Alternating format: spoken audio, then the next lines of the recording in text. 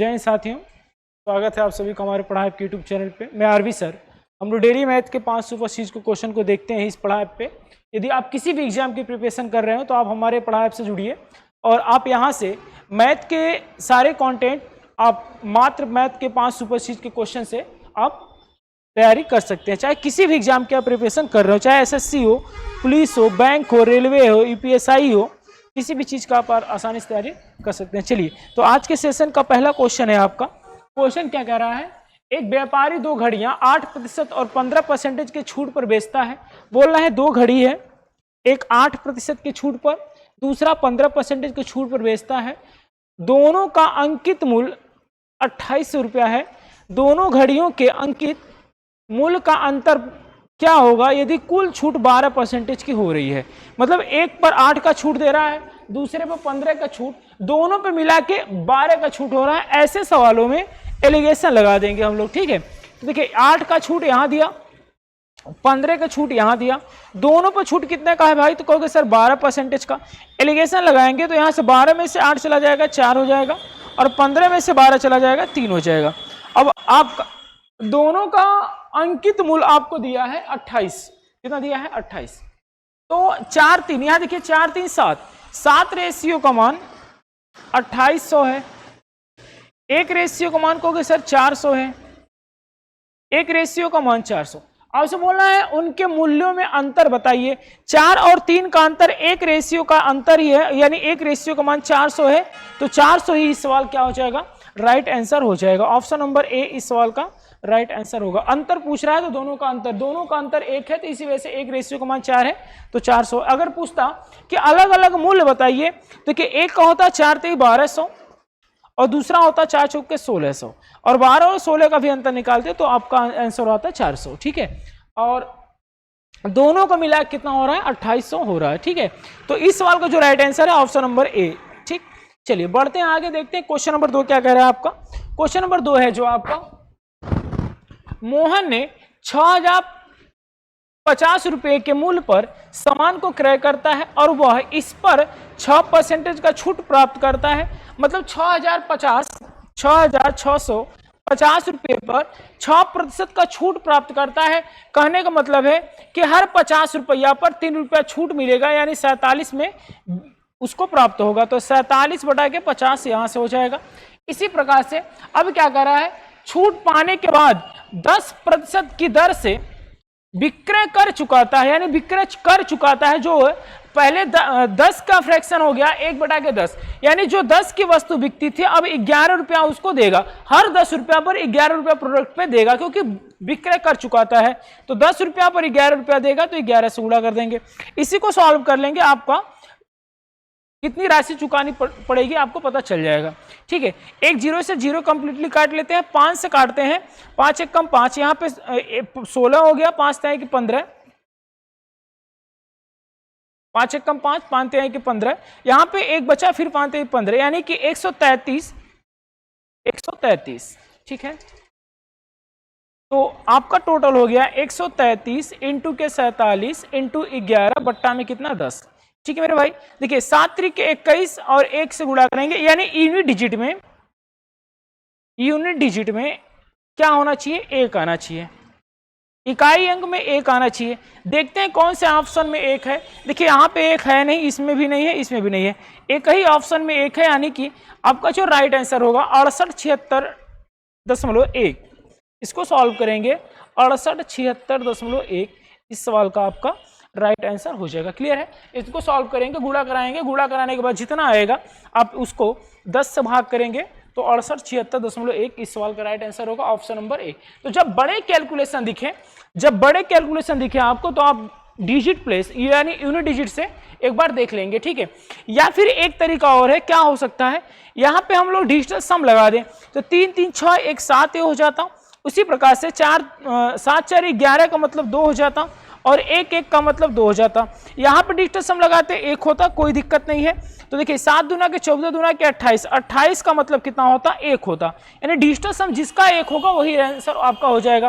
देखिए 8 6 14, 14 7 21, 21 6 आपका 27 एक 28, 28 का मतलब 1 हो रहा है ऑप्शन नंबर ए का।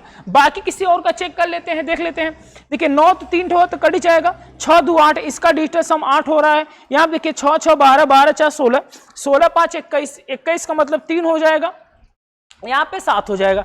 तो सिर्फ और सिर्फ ऑप्शन नंबर ए का डिजिटल सम क्या हो रहा है, 1 हो रहा है। तो ऐसे जब बड़े क्वेश्चन दिखे आपको, बड़े लेंथी क्वेश्चन, जिससे ज्यादा आपको गुणा भाग कैलकुलेशन कराना हो, तो आप क्या करिएगा, वहां पे डिजिटल सम का प्रयोग करके आप आंसर बता सकते हैं। ठीक है, यूनिट डिजिट से भी आप कर सकते हैं, और अगर यूनिट डिजिट मान लीजिए 2 ऑप्शन में एक एक होता तो आपको डिजिटल सम से जाना पड़ता। ठीक है, चलिए इस क्वेश्चन का जो राइट आंसर होगा ऑप्शन नंबर ए। बढ़ते हैं आगे, क्वेश्चन नंबर 3 देखते हैं। क्वेश्चन नंबर 3 क्या कह रहा है, 3 संख्याएं 4 संबंधी 5 संबंधी 6 के अनुपात में है और उनका औसत दिया है 25 है। बोलना है बड़ी संख्या क्या होगी।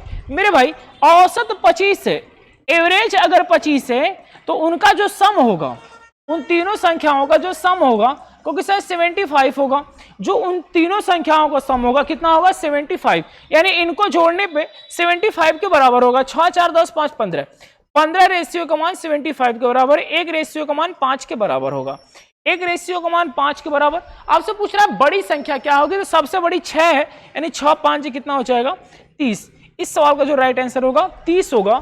ऑप्शन की बात करें तो ऑप्शन नंबर सी इस सवाल का आपका राइट आंसर हो जाएगा। ऑप्शन नंबर सी इस सवाल का राइट आंसर होगा। क्लियर है, बहुत छोटा सवाल है, आप देख लीजिएगा एक बार, पेपर में आता है लेकिन। ठीक है, अगला क्वेश्चन देखते हैं। 2 संख्याओं का महत्तम समापवर्तक 4 है और उनका लघुत्तम समापवर्तक 150 है। अगर उनमें से एक संख्या 25 है, दूसरी संख्या बताना है। तो ऐसे सवाल देखिए, 2 संख्याओं का प्रोडक्ट बराबर, यानी 2 संख्याओं का गुणा बराबर, 2 संख्याओं का प्रोडक्ट यानी फर्स्ट इंटू सेकेंड का प्रोडक्ट बराबर होता है एलसीएम इंटू एचसीएफ। 2 संख्याओं गुणनखंड बराबर, गुणनफल बराबर एलसीएम इंटू एचसीएफ। ठीक है, इस वाले फॉर्मूला का यूज होगा। तो देखिए एक संख्या 25 दिया है, संख्या एक 25 दिया है, यहां पे सॉल्व कर देते हैं। एक संख्या 25 दिया है, दूसरा आपसे पूछ रहा है संख्याओं का एचसीएफ 4 है, एलसीएम 150 है। 25 से काटेंगे 6 बार में खत्म, तो दूसरी संख्या हो जाएगी 6 चौके 24। वो जो संख्या है दूसरी संख्या कितनी होगी 24 होगी। ऑप्शन नंबर डी इस सवाल का राइट आंसर है। तो आप एलसीएम और एचसीएफ के फॉर्मूला जानते रहे, 2 संख्याओं का प्रोडक्ट बराबर लॉसा इंटू मौसा होता है। ठीक है, 2 संख्याओं गुणनफल बराबर लॉसा इंटू मौसा। एलसीएम यहां पर गलत लिख दिया हूं मैंने, एलसीएम इंटू एचसीएफ। ठीक है, चलिए बढ़ते हैं आगे, क्वेश्चन नंबर 5 देखते हैं, इस सीरीज का लास्ट क्वेश्चन। चलिए बोलना है उस अनुपात को ज्ञात करें जिसमें 192 रुपया प्रति केजी की कीमत वाली मिश्रण को 150 रुपया प्रति केजी की मिश्रण वाले कीमत में एक साथ इस तरह से मिलाया जाए ताकि अंकित मिश्रण 194.4 रुपया प्रति केजी पर बेचा जाए तो 20% का मुनाफा हो, 20% का प्रॉफिट हो। एलिगेशन का सवाल है। देखिए पहला प्रोडक्ट 192 में बिक रहा है, मतलब खरीदा जा रहा है, दूसरा प्रोडक्ट की कीमत कितना है 150, तीसरा कीमत 194.4 रुपया में बेचने पर 20 का प्रॉफिट हो रहा है, यानी पहले सीपी निकालेंगे तो 20 का प्रॉफिट यानी 5 की वस्तु 6 में बेची गई, 6 बराबर दिया है 194.4। ठीक है, तो यहां से देखिए हम लोग क्या करेंगे, इसको सॉल्व करेंगे तो 6 3 के 18 3 बार चला गया, यहाँ पे 6 दूना के 12, 6 चौके 24, आ गया आपका 32.4। कितना आ गया 32.4।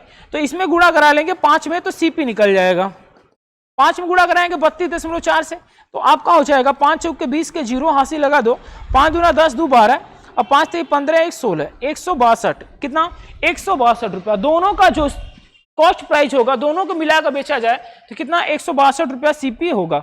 यहां से एलिगेशन लगा देंगे, 162 और 192 का अंतर कहोगे सर 30 का होगा, और 162 और 50 का अंतर कहोगे सर 12 का होगा। 6 से काटेंगे 6 दूना 12, 6 5 30। जो रेशियो आएगा 2 संबंधी 5 का आएगा, 2 संबंधी 5, ऑप्शन नंबर ए। देखिए यहां देखिए ध्यान से देखिए, 2 संबंधी 5, 5 संबंधी 2, आप गलती ना करिएगा, ध्यान से देख लीजिएगा, 2 संबंधी 5 ही इस सवाल का राइट आंसर होगा, ऑप्शन नंबर ए। तो इस सीरीज का ये लास्ट क्वेश्चन था। ठीक है, मिलते हैं अगले वीडियो में, तब तक के लिए धन्यवाद। अगर वीडियो अच्छा लगे तो वीडियो को लाइक करिए, सब्सक्राइब करिए और अपने दोस्तों में ज्यादा से ज्यादा शेयर करिए।